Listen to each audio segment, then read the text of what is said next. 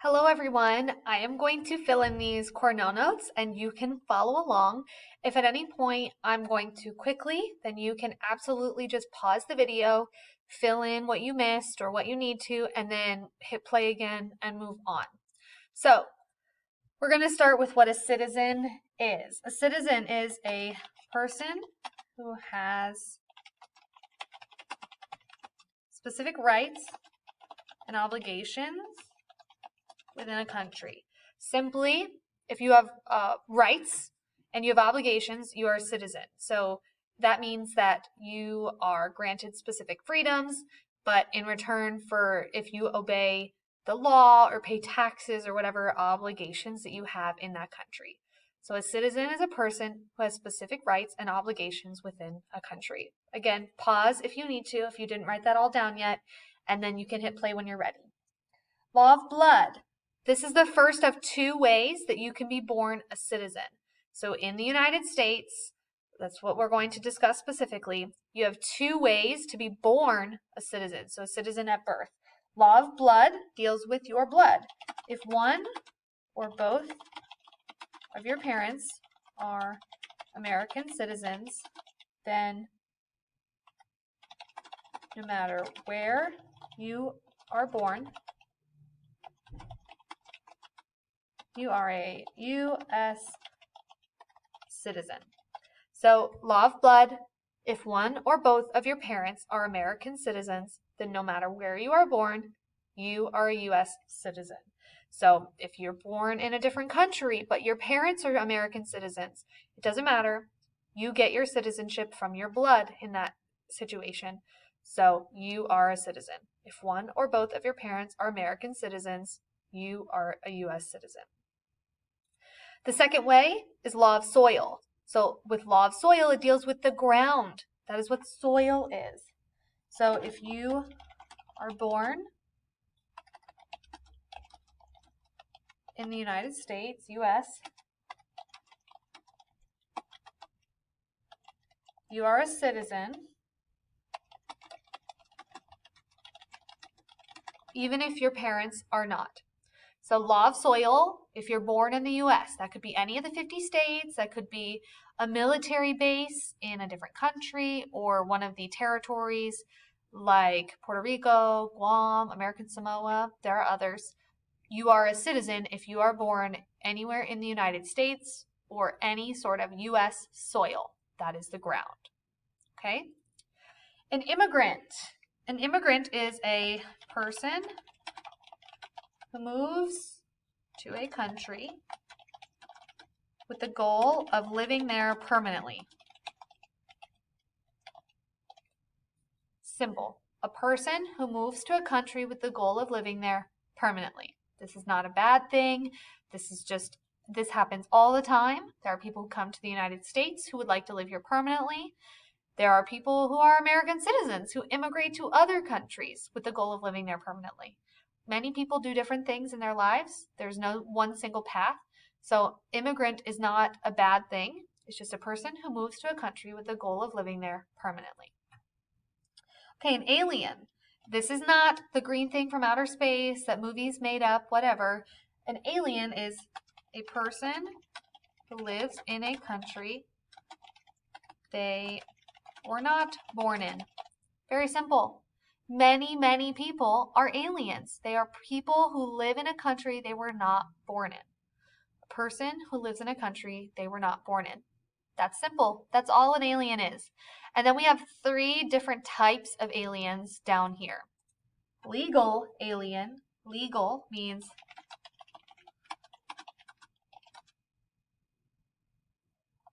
those allowed, by the government to be here. So if you are legal, that means you've gotten the proper documentation, you've got permission from the government to be in that country. In our country, that tends to be something like a green card. It gives you permission. So that might mean you're a student and you are from a different country, but you want to go to a college in the United States. You will apply and then you will be a legal alien. So you are allowed to be here. An illegal alien is opposite. Those not allowed by the government to be here. So simply, if you are a illegal alien, maybe you were legal at one point. Usually, illegal aliens were legal at one point, but then they overstayed their visa. So, for example, if someone's here on a student visa and they're going to college, but then they're done with college and they don't want to leave, but the government hasn't given them permission to stay, then they might just not ever leave and they might stay as an illegal alien. But typically, that doesn't happen too often. Okay, a refugee. Refugees this is a big deal, and there have been a lot of refugees all over the world in the last few years. A refugee is a person who flees or leaves their country to escape danger. So many times when a country is at war or they have a leader, a dictator, some sort of president who is harming citizens, because that does happen elsewhere, then they might have to leave. There have also been, in the last few years, a lot of refugees coming to the United States and surrounding countries from fleeing gang violence, especially in South and Central America. There's been a lot of issues with that. And so people leave that country because they're in fear. They are trying to escape danger and to survive. So refugees are seeking asylum, they're seeking safety, they're fleeing their country to escape danger. A resident is a person living legally in a city, state, or country. Many people are residents. Many people are both a resident and an alien. Many people can be a refugee and a resident. If you are living somewhere legally, a city, state, country, whatever, you are a resident.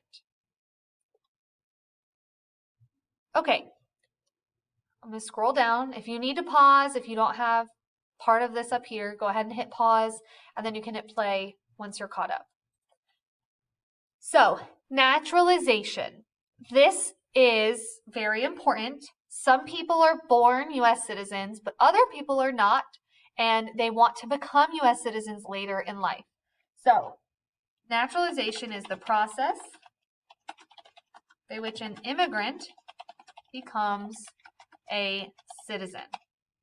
The process by which an immigrant becomes a citizen.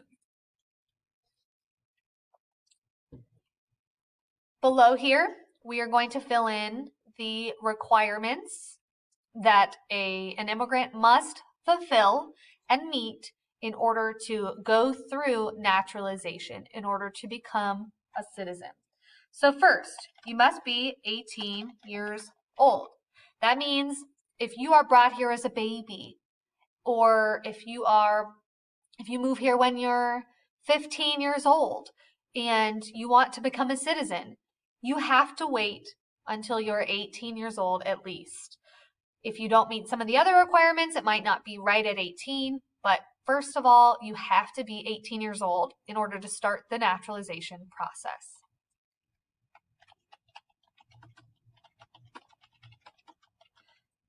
Secondly, you must be granted legal resident status. That means that if you are here illegally, an illegal alien, or you didn't follow through on the paperwork and permission to be here, then you cannot start naturalization. You have to be granted legal resident status in order to go through with naturalization. So once you are legal, then you can go through if you meet all the other requirements.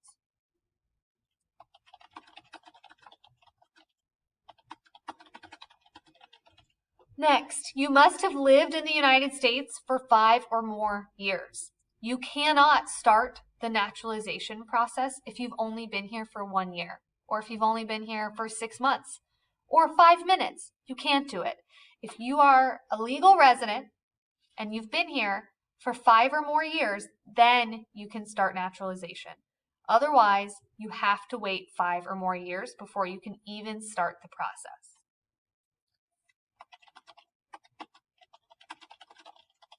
Next, be a good and moral person.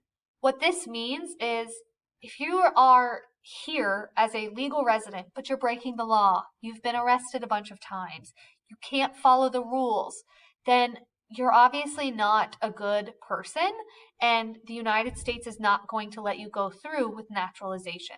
So if you're here and you are not a citizen yet, but you know that you want to become a citizen one day, you have to follow the law. You cannot get in trouble with the law, or you are not going to be granted citizenship because they'll see that you don't care about the law anyways, so why would they let you become a citizen? So you have to be a good and moral person. That means following and obeying the laws and the rules of the country.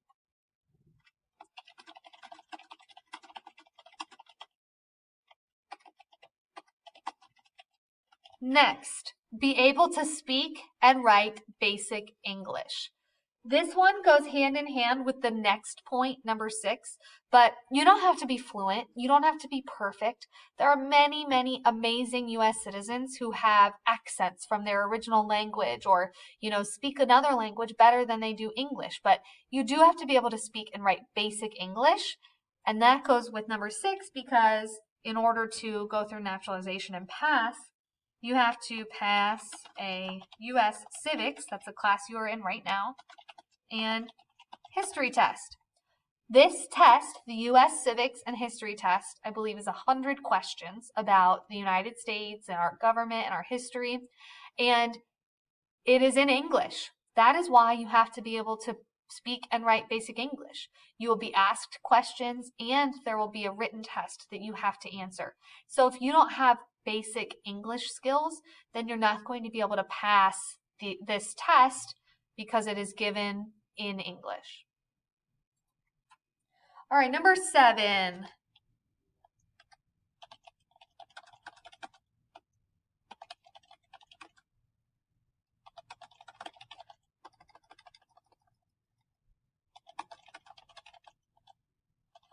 Faithful to the principles of the Constitution. That means they're going to ask you questions. You have to be faithful to the United States and to the principles of our Constitution. If you are not, then you will not be welcome to go through the process. Number 8.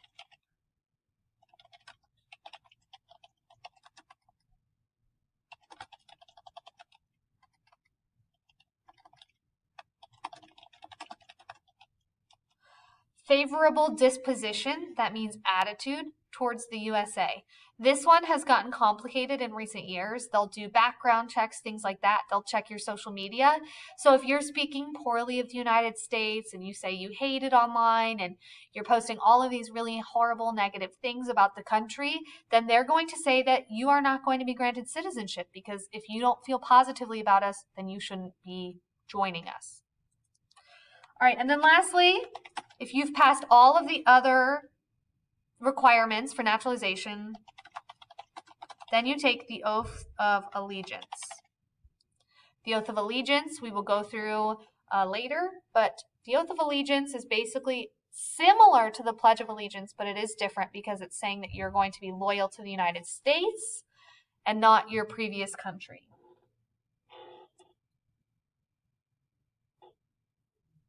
So I am about to run out of time for this video. I am going to stop there and we will fill out the 14th Amendment and the Oath of Allegiance together in class as well as the summary. So if I'm going to leave this right here, if you missed any part up here, then you can go ahead and pause and make sure you have it all filled in, and then we will complete the 14th Amendment, the Oath of Allegiance, and the summary together in class.